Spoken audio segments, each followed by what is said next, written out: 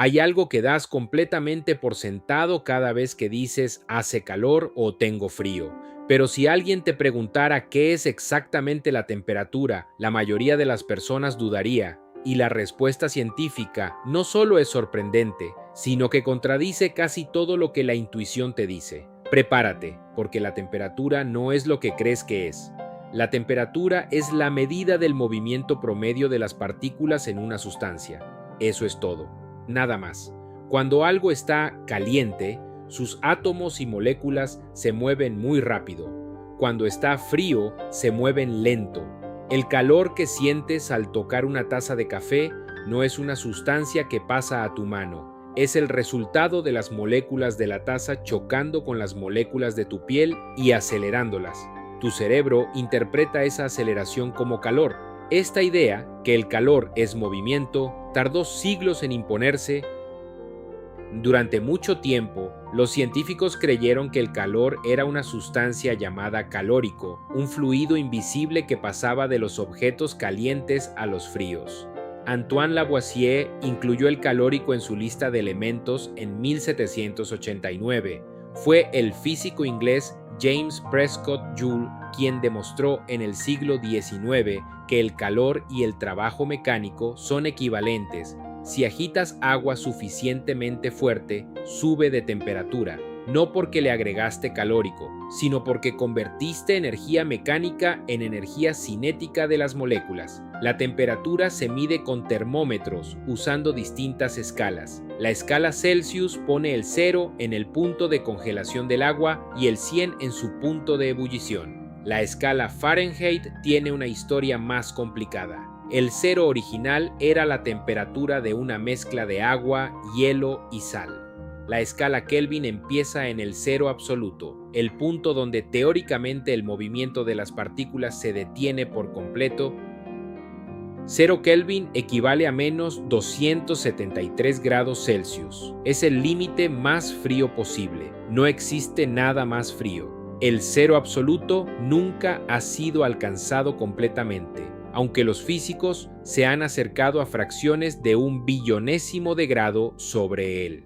A esas temperaturas, la materia se comporta de maneras completamente extrañas. Algunos materiales se vuelven superconductores, conducen electricidad sin ninguna resistencia. Otros forman un estado de la materia llamado condensado de Bose-Einstein, donde grupos de átomos empiezan a comportarse como si fueran un solo átomo.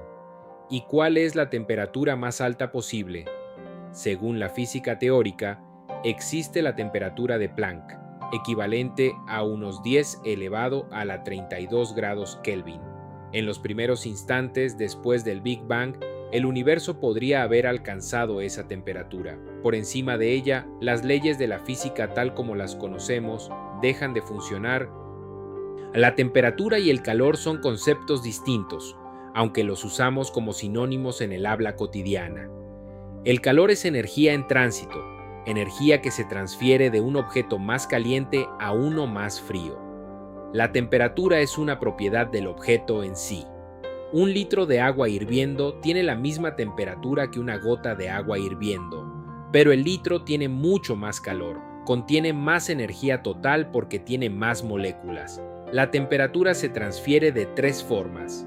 La conducción ocurre cuando dos objetos están en contacto directo y las moléculas del más caliente aceleran a las del más frío. Por eso, los metales se sienten más fríos al tacto que la madera, aunque estén a la misma temperatura. Los metales conducen el calor mejor, así que lo extraen de tu mano más rápido. La convección ocurre en fluidos. El agua o el aire caliente sube porque se hace menos denso y el frío baja.